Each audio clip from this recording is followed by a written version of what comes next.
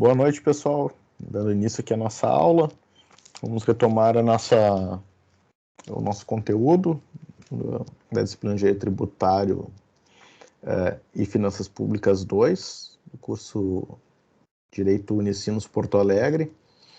E recuperando que na aula passada a gente examinou o IPTU, né? A gente falou sobre o Imposto Predial e Territorial Urbano, que é de competência dos municípios.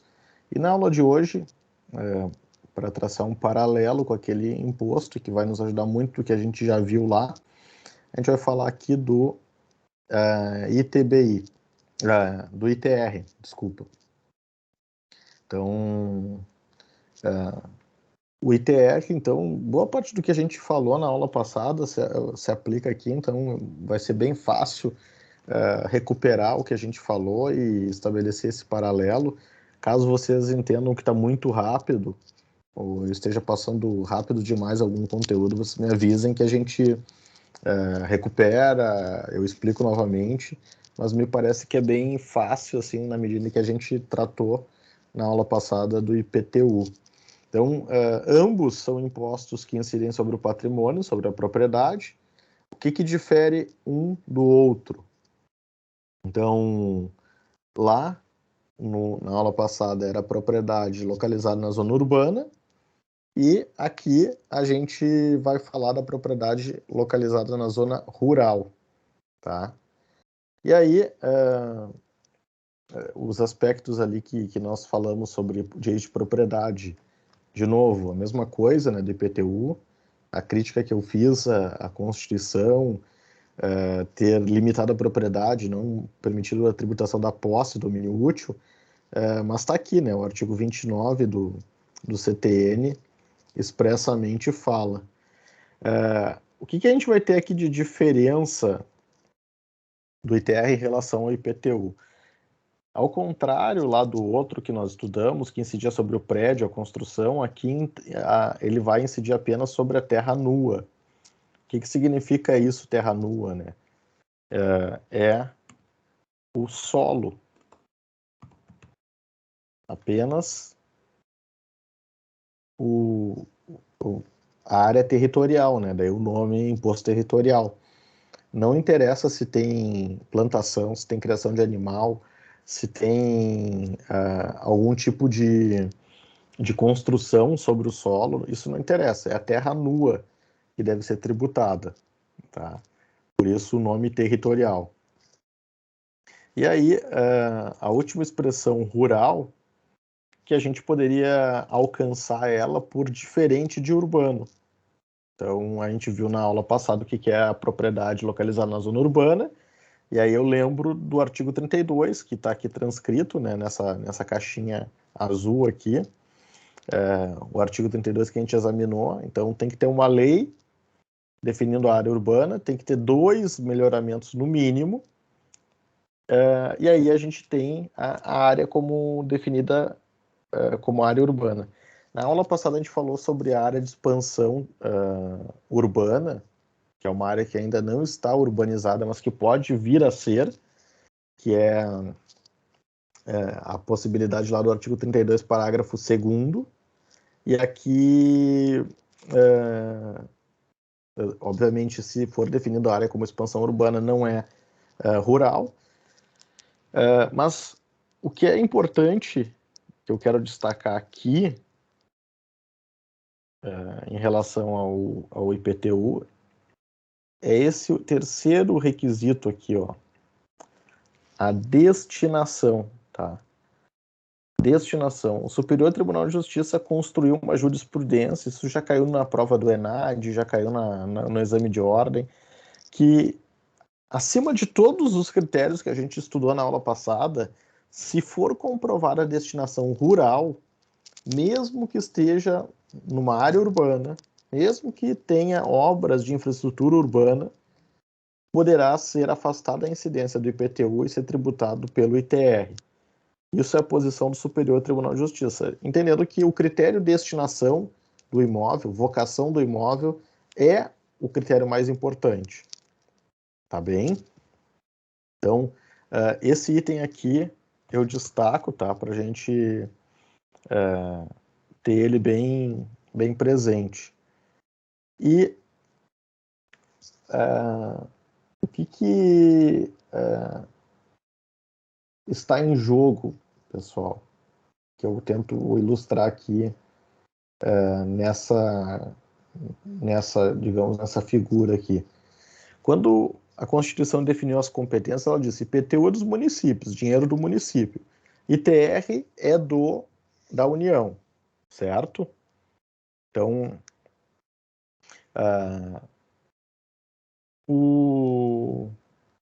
essa área azul aqui como um município fictício, tá? Ele tem essa área azul, essa área territorial, e aí a lei municipal definiu aqui a área verde, que é o distrito industrial. O plano diretor disse aqui que aqui nessa área roxa é a área urbana, tá? E aí a gente tem aqui a área de expansão urbana, essa daqui é amarelinha, tá? Que é uma área que não está urbanizada, mas que pode ser tributada do IPTU, porque ela é de expansão urbana. A gente falou na aula passada. E aí, qual é a discussão que está aqui em jogo? Quando a gente define que será tributado o IPTU, o município fica com a arrecadação total. Isso, então, é uma regra que a gente estudou lá atrás na aula sobre... deixa eu colocar aqui. No nosso primeiro semestre, uma regra de direito financeiro, né?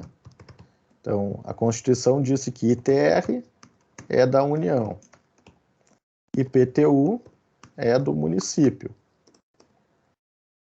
pertence aos municípios. Mas aí a Constituição, também tratando de direito financeiro, disciplinou que o ITR, se nada for feito, metade, 50%, irá para os municípios. Então, arrecada em favor da União, o dinheiro vai para Brasília e depois tem que devolver metade para o município onde está localizado o imóvel. Tá? Se o município tiver um convênio, a gente viu isso na aula lá de direito financeiro, com a União, aí 100% da arrecadação fica com o município. Certo? Bom, essa regra que está na Constituição, em tese, teria resolvido esse problema dos municípios quererem abocanhar a área que não é urbana para arrecadação. Mas por que isso não resolveu? Em primeiro lugar, porque o convênio estabelece que a competência legislativa continua sendo da União. Então, o que significa isso? Se o município quiser reduzir as alíquotas, aumentar as alíquotas, definir a tributação do ITR, ele não pode. É a União que vai continuar legislando sobre o assunto. Então, ele fica de mãos atadas, ainda que ele tenha 100% da arrecadação. E aí é que está toda a discussão. Os municípios, podendo legislar sobre o IPTU, eles fazem o que bem entendem. E aí eles criam leis malucas, eles estabelecem formas de apuração da base de cálculo das mais curiosas e variadas possíveis, e com isso eles têm a chance de aumentar a arrecadação do município. Se ele simplesmente assumir o ITR ele tem, via de regra, uma tributação baixa. E isso não interessa. Por isso, os municípios preferem fazer isso aqui. Vamos ver se eu consigo ilustrar aqui. Eles preferem dizer, ó, área urbana é isso aqui. Em outras palavras, todo o espaço territorial do município. Do que simplesmente admitir que a área urbana é só o rosinha, e aí a parte azul é a área rural, e aí se ele quiser ficar com a arrecadação da área azul, ele tem que firmar um convênio. É isso que está aqui no nosso aqui no nosso quadro, tá? E aí, o que o STJ disse? Olha, mesmo que a área rural esteja aqui dentro da área urbana, no rosinha, ou seja, a lei diz que é urbano, aqui de fato tem infraestrutura urbana, se a área rural está aqui e o imóvel ele é comprovadamente rural, tem como condições de comprovar que a destinação é rural, o STJ disse que este imóvel vai pagar ITR e não IPTU, ok? Então, essa é a discussão que tem em torno desses dois tributos, que volta e meia cai na prova da ordem e é questionado para vocês. Ô, prof, será que Diga. essa jurisprudência foi uma forma, assim, de tentar conter esse alastramento dos municípios em relação à urbanização, entre aspas? Sem dúvida. Sem dúvida, Tássia. Acredito, sim, que é uma forma de frear assim, o ímpeto dos municípios. O município, se ele acaba dizendo que é urbano, ele define que é área urbana ou de expansão urbana, ele passa a tributar, e na hora de tributar, ele define como é que ele vai calcular, e os cálculos, como a gente viu na aula passada, são muito doidos, né? Definindo como valor venal coisas que, em verdade, não são riquezas, né? Então, o STJ, de certa medida, contempla isso que você está falando. Aliado a isso, tem aí especulação, tá? A União, ela não tem tanto interesse, mas o STJ tem muito mais proximidade com a União do que com os municípios, né? Então, ali parece ter sido um jogo, olha, vou prestigiar aqui o poder da União, a competência da União, em detrimento dos municípios. Mas é uma especulação minha. Eu não diria que isso é uma razão de decidir para a formação dessa jurisprudência. Mas, de fato, isso aconteceu, Tássia. A jurisprudência se consolidou nesse sentido, e aí a gente tem essa orientação que não está escrito, né, é dos precedentes do STJ, porque ele analisa o conflito da legislação das normas infraconstitucionais. Aqui, pessoal, Perfeito. beleza. Por favor, interrompam aí a qualquer momento, na medida em que forem tendo dúvidas, tá? Então aqui eu estou trazendo para vocês aquelas, vamos chamar assim, normas constitucionais do ITR. Então tá lá no artigo 153, parágrafo 4º, que são 3 regrinhas. A primeira, esse imposto ele vai ser progressivo e terá suas alíquotas fixadas de forma a desestimular a manutenção de propriedades improdutivas. Então, o que se quer com isso? Valorizar a função social. Então, a graduação do ITR ela tem um caráter extrafiscal. Não é tributar mais quem pode pagar mais e tributar menos quem pode pagar menos. Não é esse o critério. O critério é promover o adequado uso da propriedade, desestimulando propriedades improdutivas. Em outras palavras, zelar ou promover a função social da propriedade. Tá? É isso que se quer com a progressividade do ITR. Na hora que a gente for ver o cálculo, eu acho que vai ficar claro para vocês vão conseguir ver com clareza. Tá? A outra regrinha diz que não incidirá sobre pequenas glebas rurais. Então, o que a gente está tratando aqui é de uma imunidade do ITR. É imune pequena gleba rural. Não deve pagar ITR a pequena gleba rural. O problema é que a Constituição não diz o que é pequena gleba, né? Não está escrito aqui. Quando definidas em lei, quando as explore o proprietário que não possui outro imóvel. Então tem que ser pequena, é explorada pelo proprietário e ele não pode ter outro imóvel. Porque senão seria muito simples. Ele divide a sua propriedade grande em várias pequenas e aí ele não paga imposto nenhuma. Aqui, então, a Constituição deixa claro que ele tem que ser a única propriedade dele. E aí, a Lei 9.393, 9393, ela vai definir o que é pequena gleba rural. Que está aqui nessa caixinha aqui que eu tirei para a gente poder acompanhar o texto que a gente está examinando, tá? Então, ele define 3 dimensões de propriedade pequena gleba rural, tá? Então, ele define a primeira dimensão é de 100 hectares, a segunda dimensão é de 50 hectares e a terceira é de 30.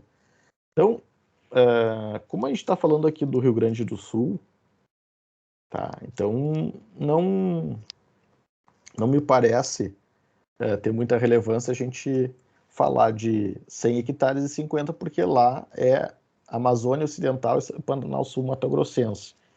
Tá? Então, são regiões que realmente são enormes, são continentais, os municípios são gigantes e aí a dimensão das propriedades são maiores.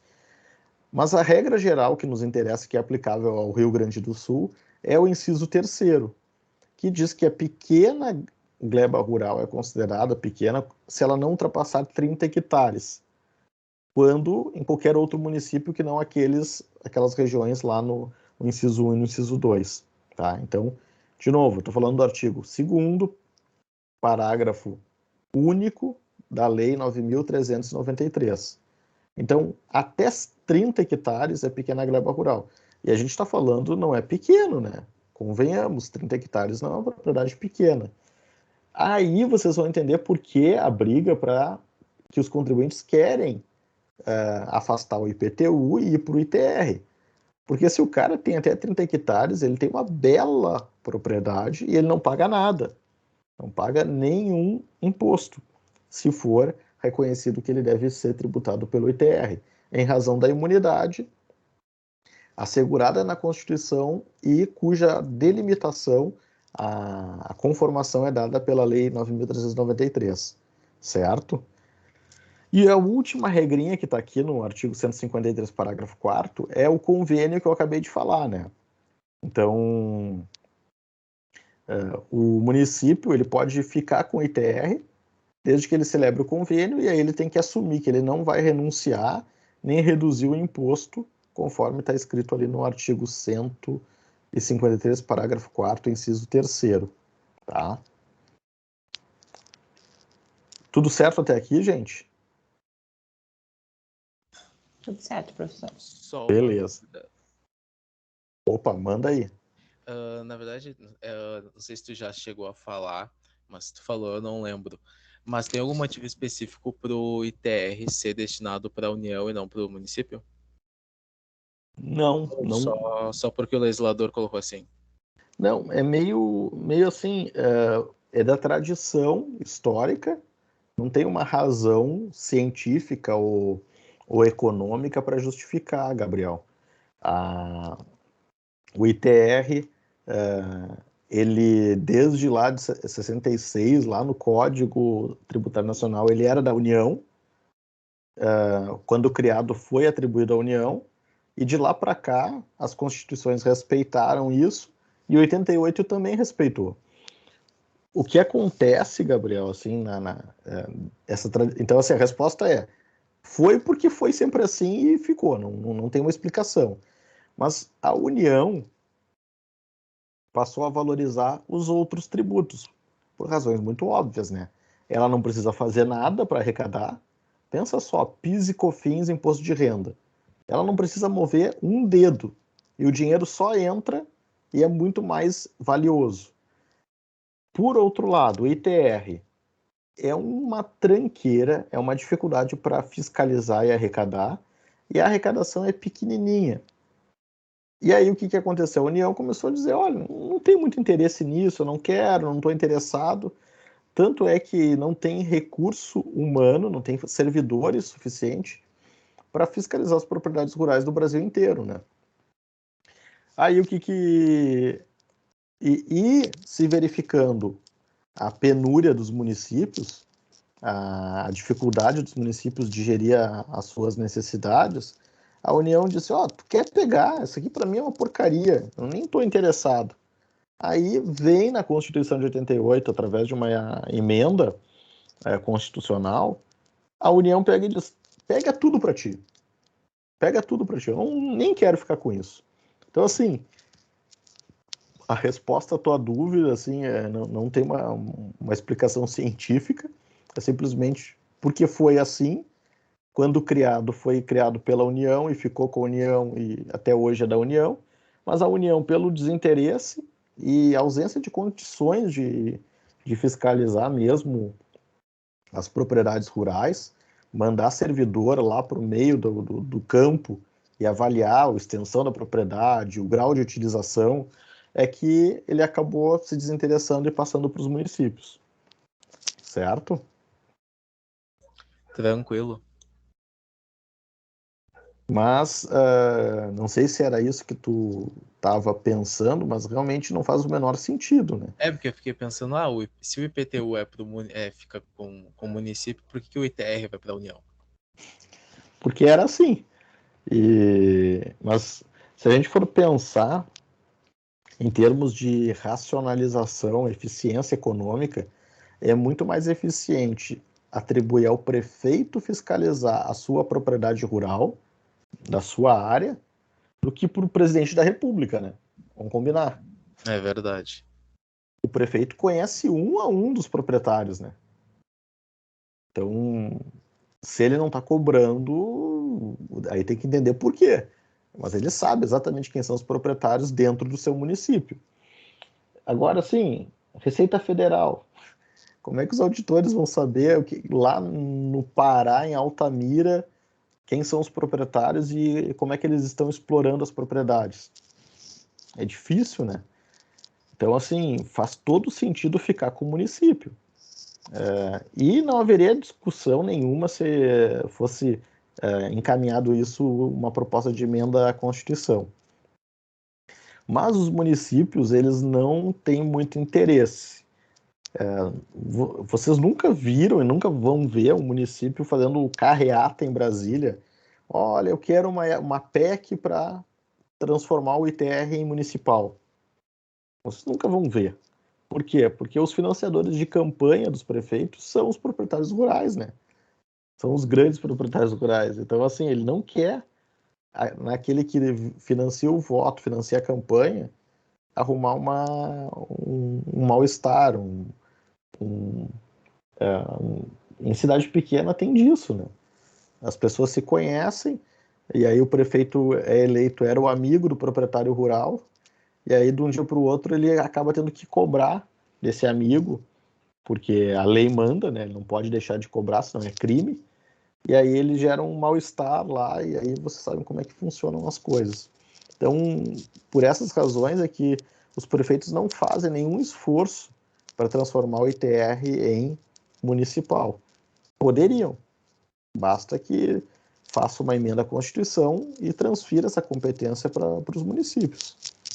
Em parte, isso já foi feito, né, com o convênio que eu acabei de mencionar.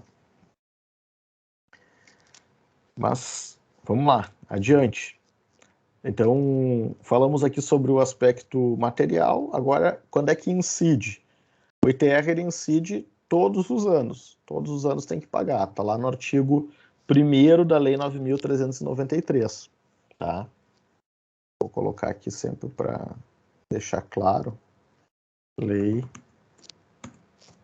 número 9.393 de 96. Então, todos os anos é tirada uma foto do Brasil. Quem é que é o proprietário no dia 1º de janeiro? Pá, congela, nessa foto tem que cobrar dessa turma toda, e aí, a depender de como é que é regido o ITR naquele município, tem convênio ou não tem convênio? Se tiver convênio, é o município que vai cobrar, se não tiver convênio, é a União que vai cobrar e fiscalizar. Tá? Aqui, o aspecto espacial, ele é um imposto de competência da União, logo, em todo o Brasil, onde tiver propriedade rural, tem que pagar ITR. Mas tem uma peculiaridade que é a localização no município. Então, a propriedade ela tem que ter um registro na matrícula, ela tem que estar registrada num município, e aí esse registro na matrícula vai definir se ela vai pagar tudo para a União ou tudo para o Estado, para o município. Se esse proprietário pagar tudo para a União, depois 50% tem que voltar para aquele município, certo? Que é a regra que está lá no artigo 153, e ela é complementada com o artigo 157 da Constituição. que define aqui a forma de divisão das receitas tributárias, tá?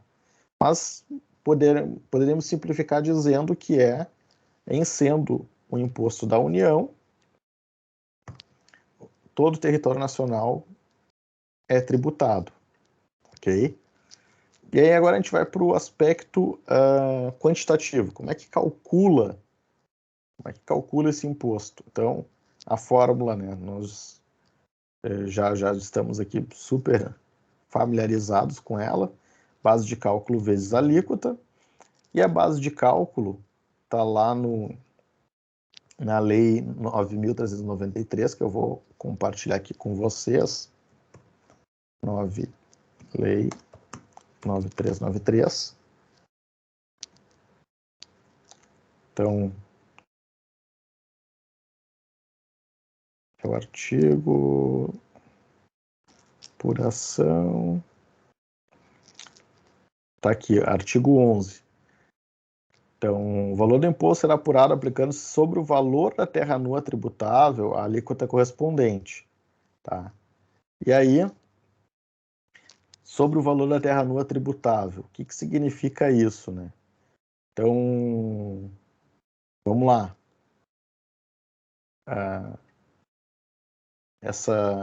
Tinha usado aqui, vamos usar agora a propriedade do Gabriel aqui.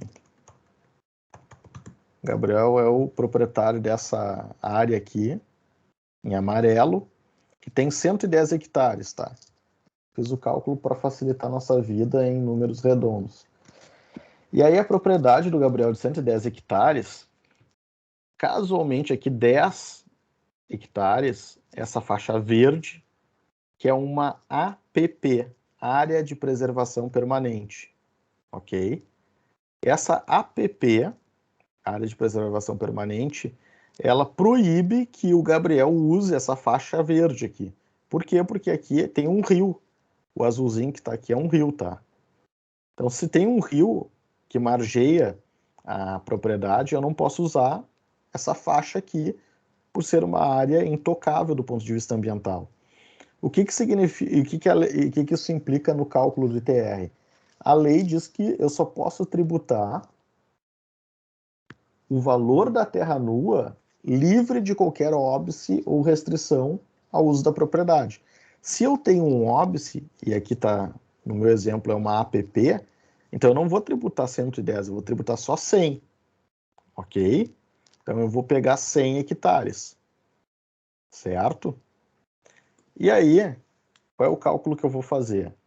O valor de 1 hectare, que é...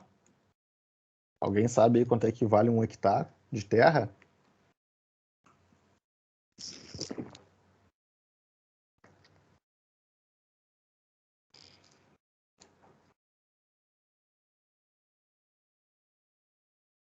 Bah, professor. Não. Nada. Tá, vamos lá. Vamos chutar aqui só para facilitar o cálculo, tá? Então, a gente tem uma propriedade de 110 hectares. A gente não vai usar o 110 porque 10 é APP, então é só 100. Se 1 hectare custa 10 mil reais, na minha ficção aqui eu atribuí 10 mil vezes 100 igual a...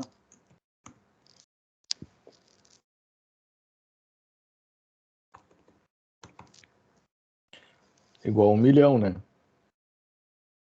Concordam? Certo aqui o cálculo?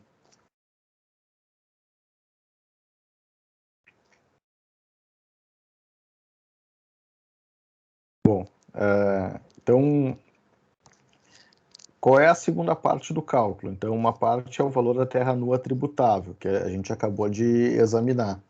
Segunda parte do cálculo diz respeito à identificação da alíquota. E ali, na Lei 9.393, tem um anexo, que é uma tabelinha que tem no final da lei.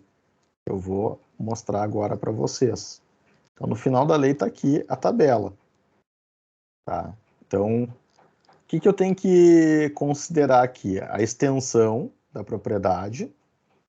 Então, até 50 hectares é a primeira faixa, de 50 a 200 a segunda, e acima de 5 mil são as propriedades maiores. E aí a gente tem as colunas que dizem respeito ao grau de utilização. Então, aqui vai importar a função social, se ela está sendo bem exercida ou não, que é o cumprimento daquela norma constitucional que a gente estudou. Então, assim, se eu tenho uma propriedade pequena, muito utilizada, a alíquota é 0,03.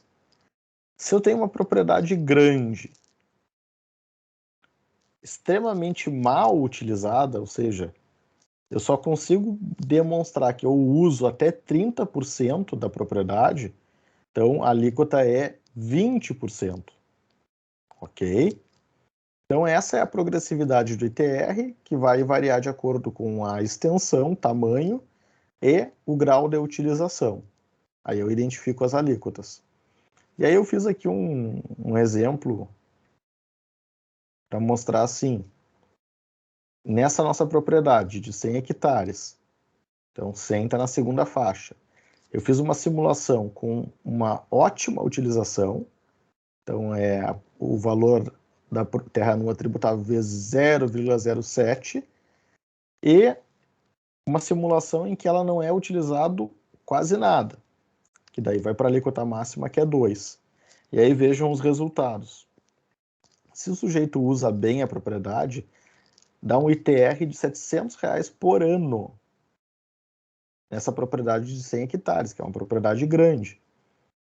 Se for nada utilizado, o cidadão vai pagar 20 mil por ano. Então vejam, de 700 vai para 20 mil. Então aqui e por que essa variação? Para fazer com que o proprietário dê uma adequada utilização da terra. Ok? E veja, isso aqui está presente no ITR, a lei é de 96, como eu falei, né? Dezembro de 96. Então, de lá para cá, esses já seriam instrumentos suficientes para produzir aí uma revolução agrária no Brasil, mas, pelas razões que a gente já falou aqui, não há interesse em aplicar, tanto que a União sequer vai cobrar dos proprietários.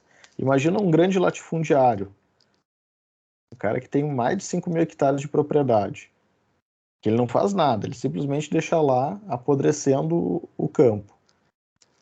Ele é tributado um ano a 20, outro ano a 20, outro ano a 20. No quinto ano ele pagou o valor equivalente à propriedade dele. Então é um baita instrumento para fazer a pessoa se mexer. Mas, enfim, aqui a gente tem uma dificuldade tremenda de promover a aplicação dessa norma, que tem um caráter extrafiscal, como eu já falei. Então, a forma de cálculo a gente viu, o aspecto quantitativo, e para finalizar, o proprietário, né, está lá no artigo 31 do CTN, o contribuinte é o proprietário do imóvel, o titular do seu domínio útil ou seu possuidor. Proprietário é o nome na matrícula, né? É aquele que está com o nome na matrícula. Mas o que acontece, e é muito comum até nas regiões, vamos chamar assim, nas regiões do interior, que a propriedade rural passa de avô para filho, que depois passa para o seu neto, e por vezes não tem inventário. Então vai passando simplesmente pela tradição, pelo princípio da Saizine, mas não é alterado na matrícula. Seja por ignorância, seja por malícia, seja por desinformação. E aí o que é o argumento aqui, né, para tributar o possuidor? Não é porque o sujeito, por sua conveniência, não alterou a matrícula, não abriu o inventário, que a União vai deixar de tributar. Então, a ideia de se tributar o possuidor tem essa intenção, né? Olha, não me interessa se você regularizou ou não o título de propriedade, se você está lá, está ocupando, é o posseiro da área, eu vou te tributar. É essa a ideia do artigo 31, mas que, na minha opinião, confronta colide com aquilo que está expresso no artigo 153, inciso 7º da Constituição, que limita a tributação à propriedade, certo? Alguma dúvida até aqui, minha gente?